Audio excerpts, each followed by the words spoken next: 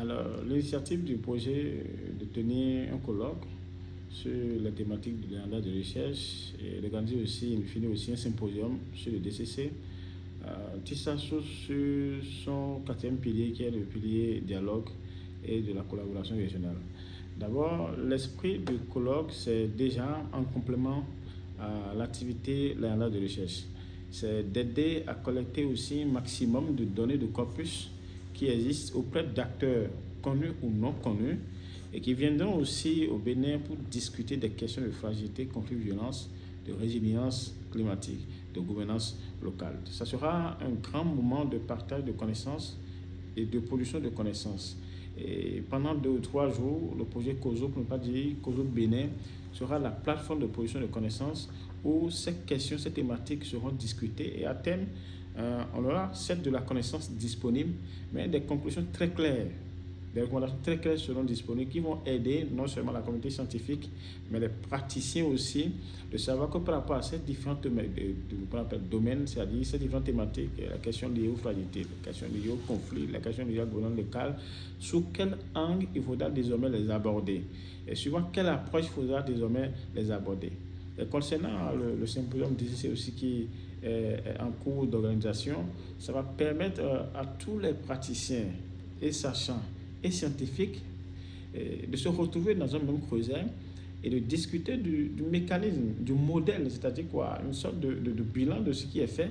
Et on va partir de ce que disent les acteurs de terrain, ce que disent les praticiens et nous qui sommes les commanditaires et les scientifiques. On va se retrouver dans ce creuset pour discuter, pour voir, voilà ce que nous avons fait jusque-là sur le projet COSO, et voilà ce que les autres font et quel est leur regard.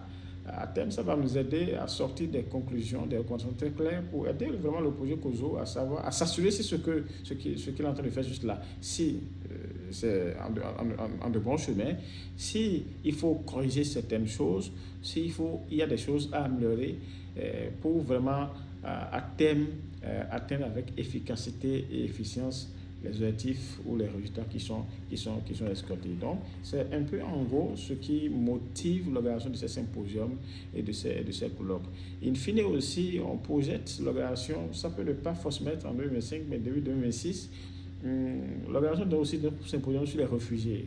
Je me souviens que dans le cadre du financement additionnel, on a obtenu un financement sur la question des réfugiés.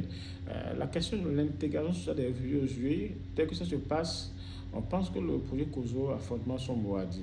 Surtout que nous voulons vraiment nous investiguer sur la question maintenant. Nous, sur la composante 3, on a pensé qu'il faut réunir les différents acteurs, les différents secteurs.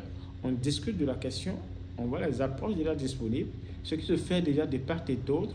Et suite à ça, maintenant, on tire nos conclusions pour savoir comment maintenant se projeter, comment maintenant développer les actions. Ça va passer forcément sur la collecte de données, sur les recherches, sur la production de la connaissance et renforcer l'existant en termes de connaissances, en termes de collecte de données.